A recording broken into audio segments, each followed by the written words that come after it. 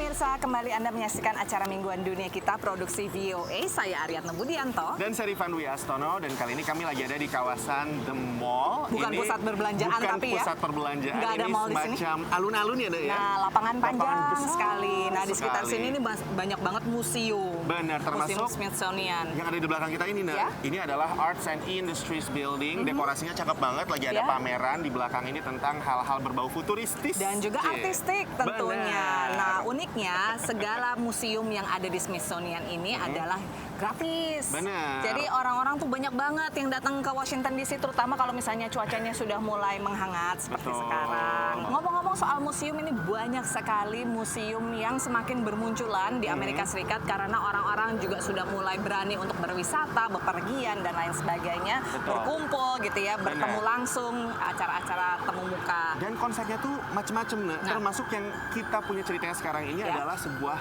museum untuk kalian nih yang suka selfie-selfie. Jadi ini Aku adalah nggak bawa museum telepon. yang banyak menyediakan tempat-tempat setting gitu untuk kalian bisa foto-foto, bikin Ya. konten sosial media di sana, Nak. ya. Tapi bukan sekedar buat posting aja. Ya. Ternyata si pemilik museumnya ini mendonasikan sebagian dari pendapatan museumnya ini untuk warga Ukraina yang sekarang lagi berperang. Iya, jadi ada fungsi kemanusiaannya juga ya, ada Betul. fungsi sosialnya juga. Nah, ngomong-ngomong Ukraina, ini ada sekelompok komikus, ini pembuat komik Betul. yang berkumpul untuk menggalang dana bagi warga di Ukraina.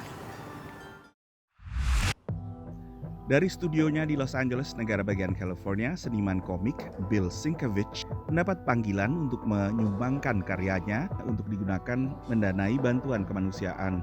So comics have always sort of been, on the side of trying to do some kind of social good, and whether or not they have any real impact, I mean that's open for debate. But the point is, I guess their heart is in the right place. So certainly when they asked me, it was like, yeah, I mean, I'm in. Bill adalah salah satu dari puluhan komikus yang berpartisipasi dalam pembuatan komik antologi Comics for Ukraine. Hasil penjualan disumbangkan ke Operation USA, lembaga nirlaba di Los Angeles yang menggalang bantuan kemanusiaan untuk rakyat Ukraina. I want to do something that could help again, if only marginally, and then like I said, the wheels just start. The hamsters get loose, and the squirrels are running amok in the attic. And it's like, oh, God, cool idea. It's like, oh, maybe the bear, the Russian bear, the symbol. It's like everything starts to collide, and it's like, first comes the idea. Gagasan menyatukan komikus guna membantu rakyat Ukraina datang dari Scott Dunbier, redaktur IDW Publishing, sebuah rumah cetak komik terkemuka. Everyone I approached just, it was almost instantaneous, of course I want to do something, of course I'll do a new story. And these are all brand new stories. And these are all people who have, day jobs. They're putting in a lot of time, a lot of effort, and really, standing up.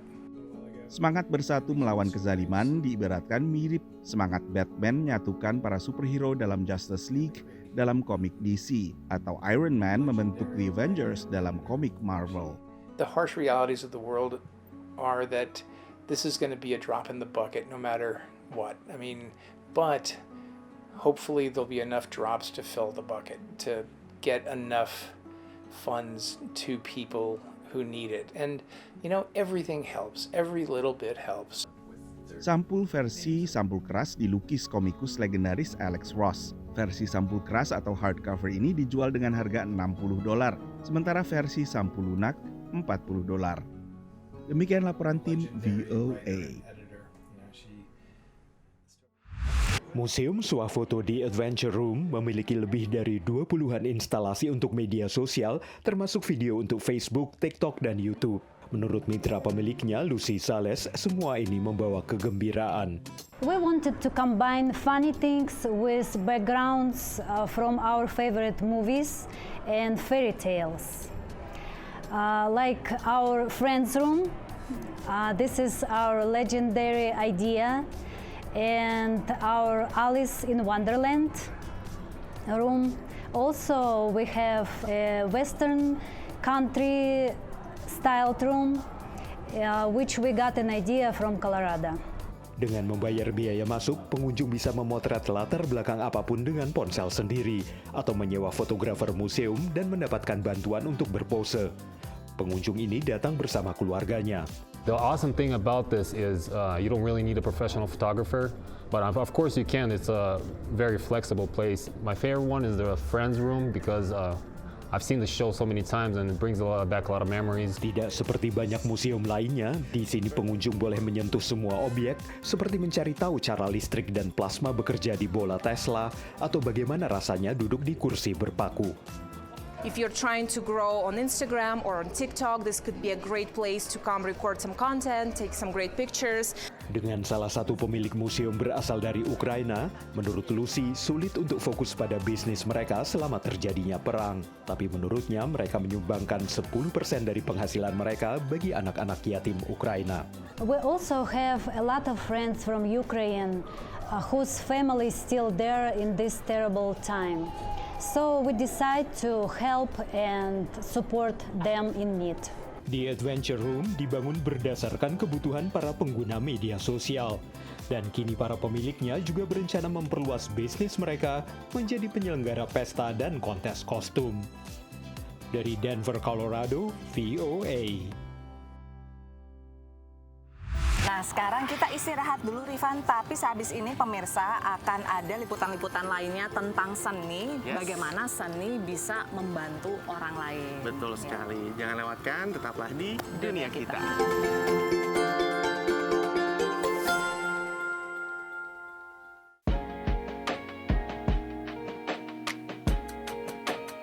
Ya, pemirsa masih dalam Dunia Kita dan ini di belakang kita nih salah satu instalasi seni yang bisa dilihat secara gratisan. Kalau misalnya kita lagi jalan-jalan di Washington DC, banyak banget yang bisa kita lihat dan kita nikmati tanpa harus bayar tiket. Ya, nah tapi Van, ngomong-ngomong, seni itu kan bukan hanya seni rupa, bukan Benar. hanya seni yang bisa dipegang gitu ya, Tangible dilihat gitu ya.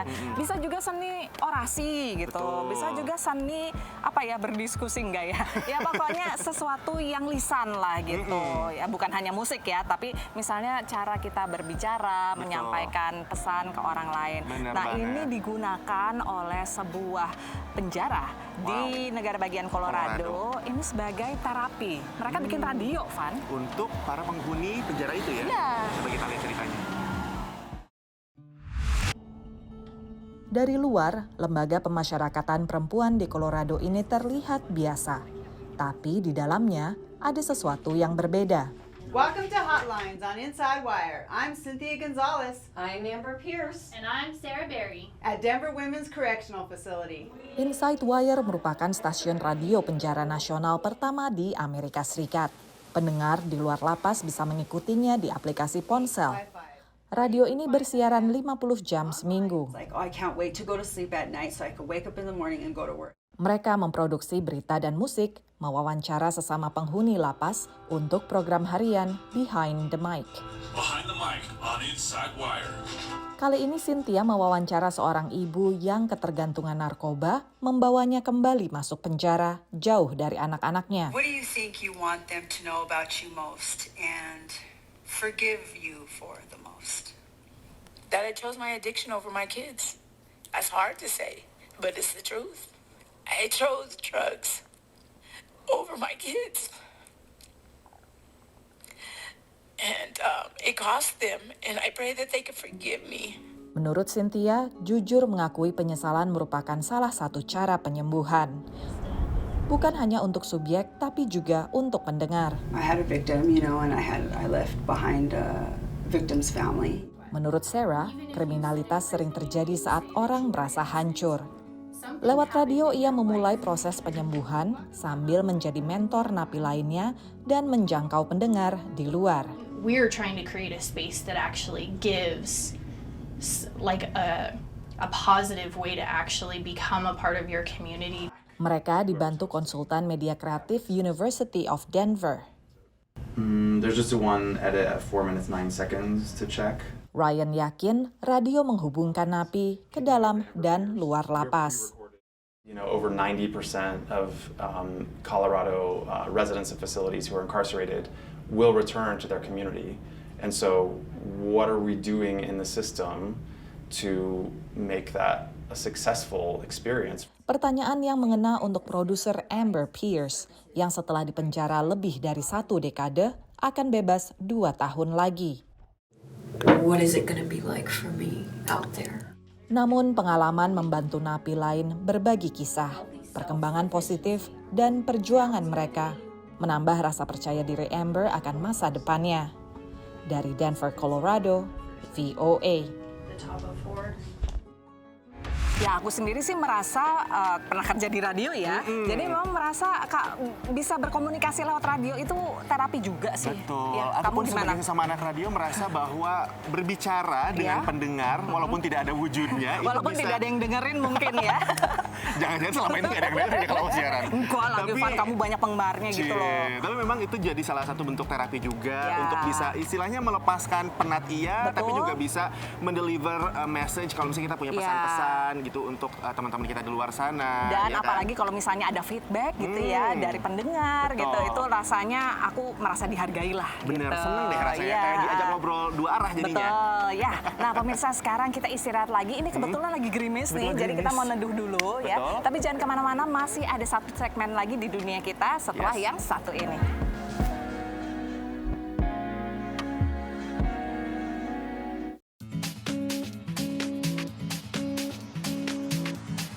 Kembali dalam dunia kita, pemirsa, kalau misalnya lihat di belakang ini ada mata-mata mengintip dari balik tirai. Kalau dilihatnya malam-malam agak horor ya.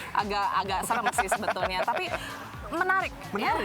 Ini salah satu daya tarik ya untuk para wisatawan yang datang musim panas ini di Washington DC. Nah, ngomong-ngomong, kita masih bicara soal seni dan bagaimana seni itu dipakai untuk healing, untuk membantu sesama dan lain sebagainya.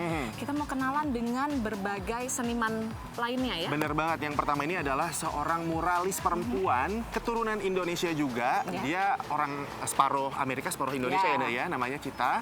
Dia ini punya karya banyak banget, mural-muralnya tersebar di seantero Washington DC.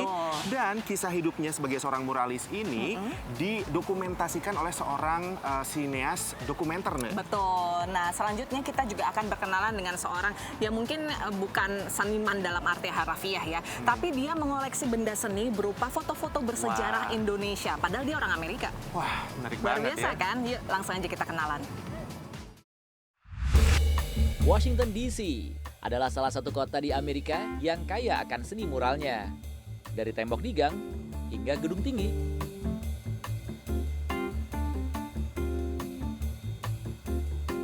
Di antara seni mural yang mewarnai gedung-gedung di kota ini adalah karya dari seniman bernama Michelle Love. Miss Sherlock ini bernama asli Sita Sadeli yang kental darah Indonesianya. Ada sekitar 40 muralnya Sita di sekitar Washington DC. How did you get involved in, doing a mural for buildings in Washington DC? I first started in 2011. Washington DC has the Murals DC project, so it's where they assign artists to different buildings, and it's funded by the DC Commissions on the Arts and Humanities. So that's a good place for artists to start, working in large scale. Setiap mural yang dikerjakan Sita memiliki makna di dalamnya. It's really about nature and how women, we all come from nature, but we also protect nature and nature protects us. And so it's this kind of symbiosis. Dari mural di gedung Hotel Zina, kita menuju mural yang diberi nama You Are Welcome, yang menghiasi gedung Unity Healthcare Center yang menyediakan layanan kesehatan murah atau gratis bagi masyarakat di sekitarnya, termasuk tunawisma, mantan narapidana, serta para imigran yang tidak memiliki dokumen lengkap untuk tinggal di Amerika. During the Trump era, people were even afraid, undocumented people that live here were afraid to come to get care because they didn't know if ICE was going to be here. So that's why you call this mural You're welcome. Bukan hanya di gedung yang tinggi, karya Sita juga memberi warna dan harapan bagi masyarakat yang terkena dampak gentrifikasi. Karya-karya seni yang selalu memiliki pesan dalam ini membuat seorang sutradara muda bernama Sarah Talalgama membuat film dokumenter tentangnya. My name is Sita Sadeli and my graffiti name from many years ago is Shelov. I remember the first time I saw a graffiti piece. I was so excited. I just wanted to use this spray can. I wanted to use this tool.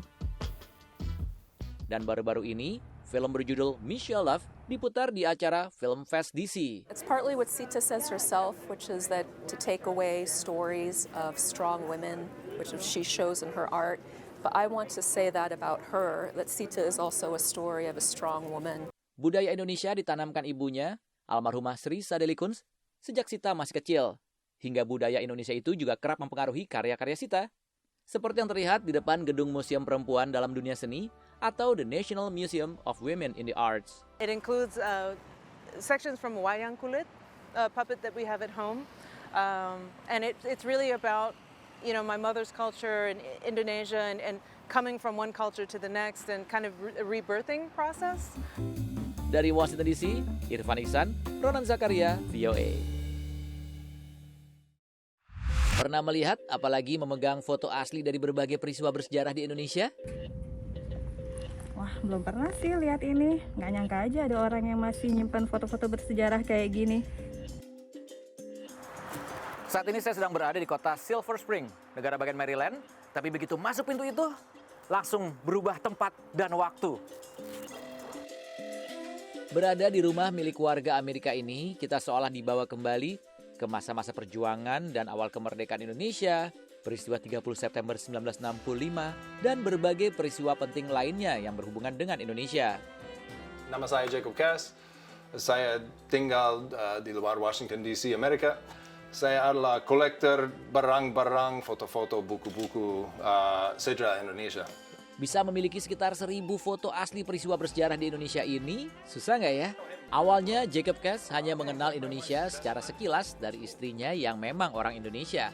Tapi kemudian saya ke Indonesia beberapa kali dan saya mulai hormat, budaya orang-orang ramah, mas, pak, ibu, cara orang-orang berbicara satu sama lain. It's a beautiful thing. Jacob pun ingin mempelajari sejarah Indonesia, negara yang semakin ia cintai ini. Seru sekali, seperti roller coaster, up and down for 100 years, and next thing I know, I'm kind of stuck in it. Like it's in my head, and I just love it. Jacob mengatakan ia mendapatkan foto-foto ini dari penjual dokumen dan foto atau perusahaan yang sudah bangkrut dan menjual foto arsip mereka. Semua koleksi saya dari luar negeri, dari Amerika atau Eropa. Saya sulit banget beli dari Indonesia karena saya tidak bisa percaya apa yang palsu, apa yang benar. Sekitar 1.000 foto asli yang ia beli, harganya mulai dari $30 hingga $60 per fotonya. Setiap foto memiliki keterangan gambar, cap perusahaan, bahkan ada yang memiliki sertifikat keasliannya. Foto pertama yang ia beli adalah foto dari tahun 1960, di mana saat itu Presiden Soekarno sedang berada di atas kapal SS Hope. Sementara favoritnya adalah foto pengakuan kedaulatan Indonesia di konferensi meja bundar. When the world agreed that Indonesia could be free, saya sangat suka. Jacob belum pernah menjual foto dari koleksinya ini. Kalaupun suatu saat ia jual, ia tidak akan menjualnya selain ke orang Indonesia. Orang Indonesia should have their own history, and it's been gone for a long time. Dari Silver Spring, Maryland, saya Irfan Ihsan, Alam Burhanan dan Ronan Zakaria, VOA. Ya, lewat liputan tadi, maka kami mau undur diri dulu pemirsa dalam Dunia Kita episode kali ini. Kalau misalnya Anda ingin nonton Dunia Kita atau program VOA yang lainnya, langsung aja kunjungi situs kami di voaindonesia.com/Dunia Kita. Yes, ya. Kalau misalnya mau mampir ke YouTube, boleh VOA Indonesia juga. Betul. Dan kalau misalnya mau bersahabat dengan kami, langsung follow media sosialnya VOA Indonesia di Facebook, Twitter, dan Instagram. Termasuk kalau Anda punya pertanyaan yang ingin disampaikan, kirimkan video pertanyaannya lewat Instagram direct message ke VOA Indonesia ataupun ke akun kami berdua Kami tunggu ya. Dari Washington DC, kami undur diri. Saya Aryatna Budianto. Saya Rifan Wiaso. Sampai ketemu lagi minggu depan. Dadah.